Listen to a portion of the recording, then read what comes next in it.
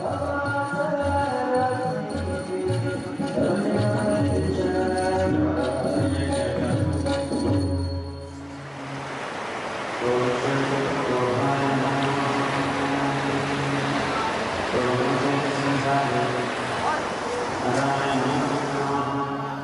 root of the word Dharma, Dri, literally means to hold together, to bring together, to hold.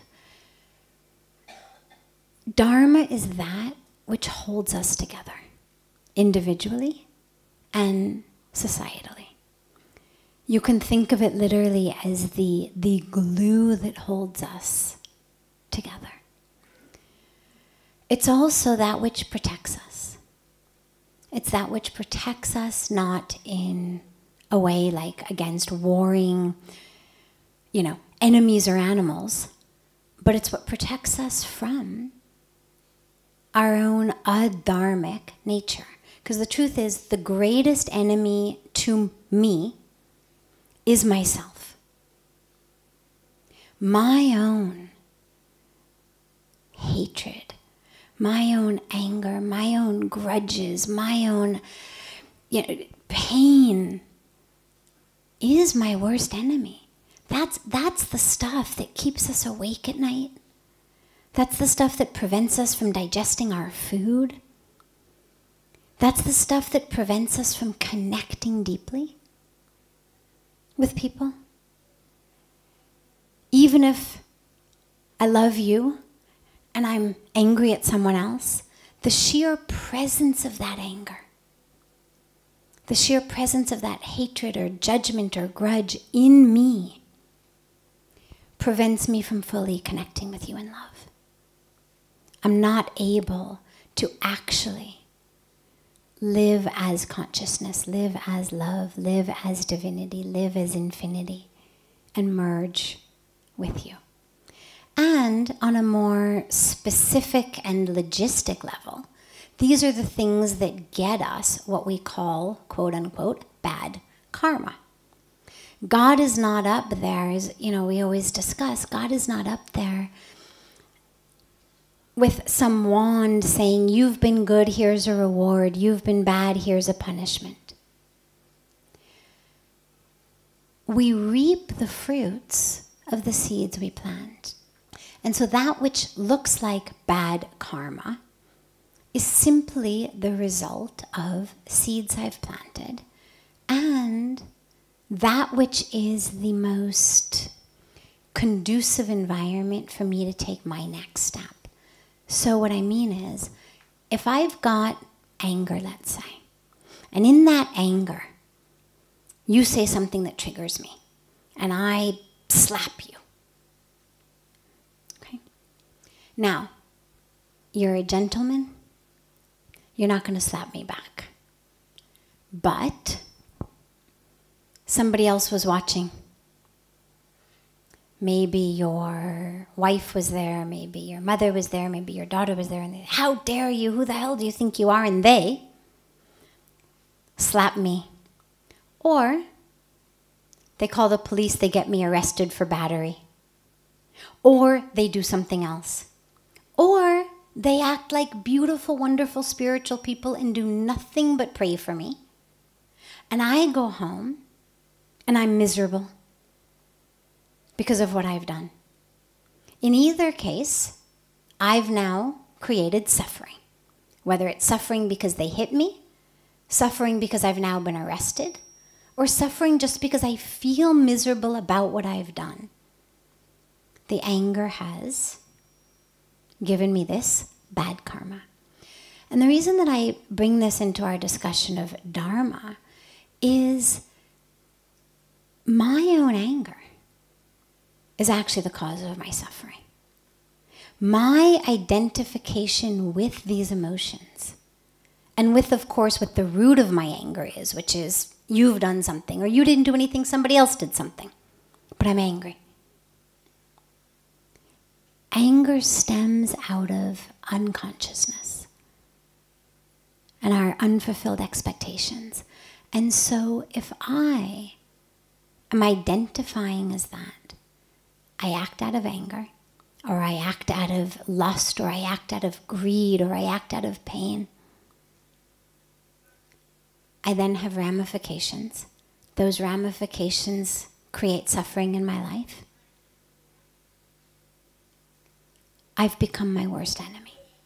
That which I need to be protected from is not the tigers and the bears and the wild elephants.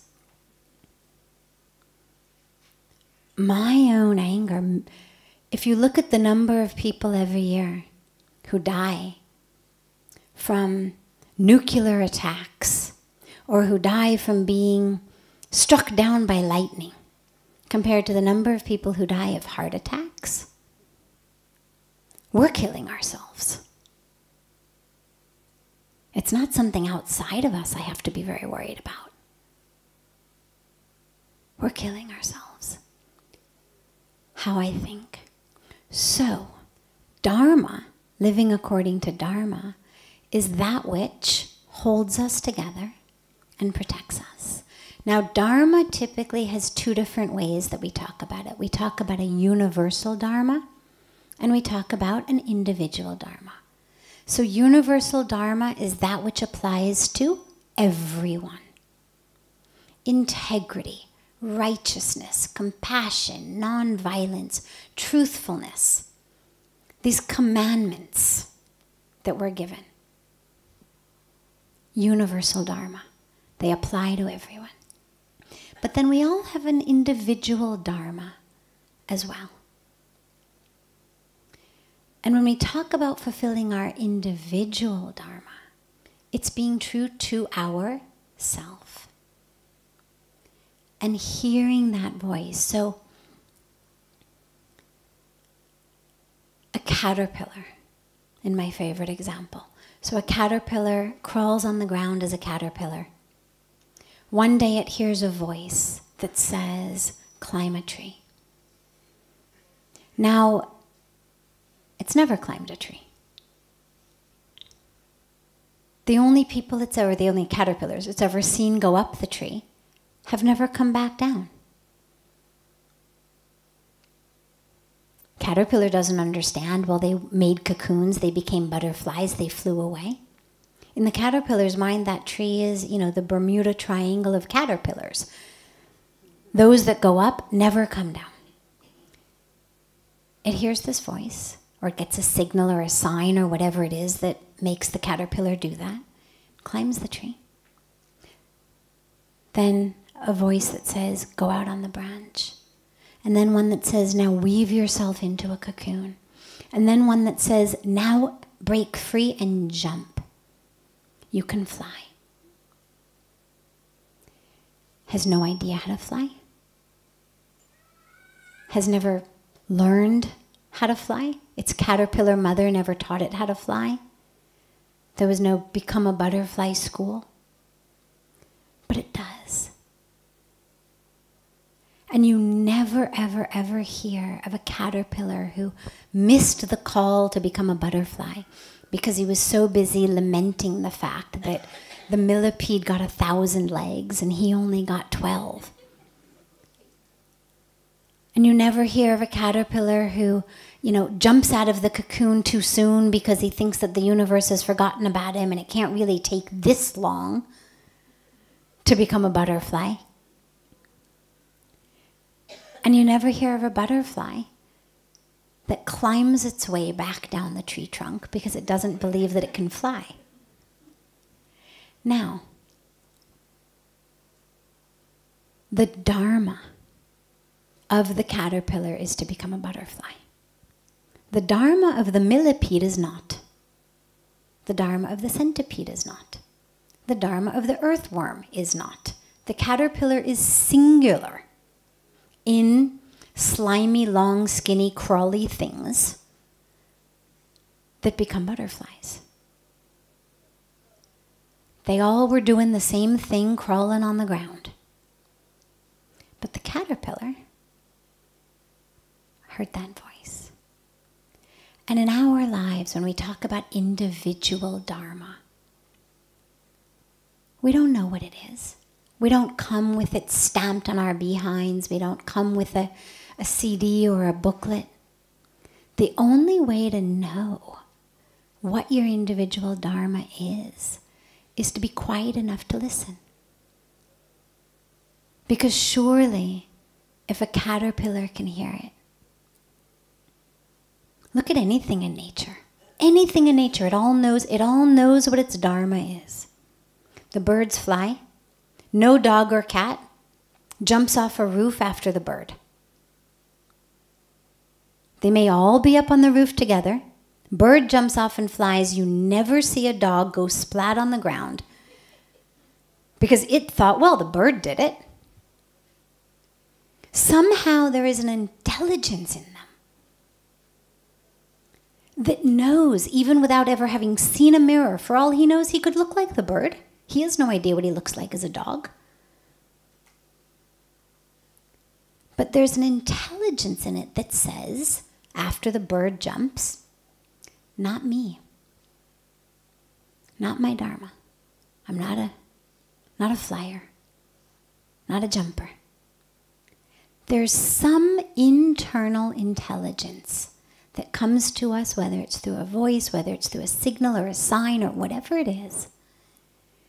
And I just do not believe that it comes to everything else in nature and not to us. You never, ever, ever see an oak tree give apples or an apple tree give pine cones. Everything in nature knows what role it is supposed to play. There is that intelligence. And for us, it's a matter of just being quiet enough, still enough. This is why we meditate. Now, in terms of the Dharma to attain moksha, that's what you were asking, right? And simultaneously take care of society. So the last part of this is, if we're told that our Dharma is to attain moksha, liberation, how do I balance that with my other Dharma of taking care of our world family?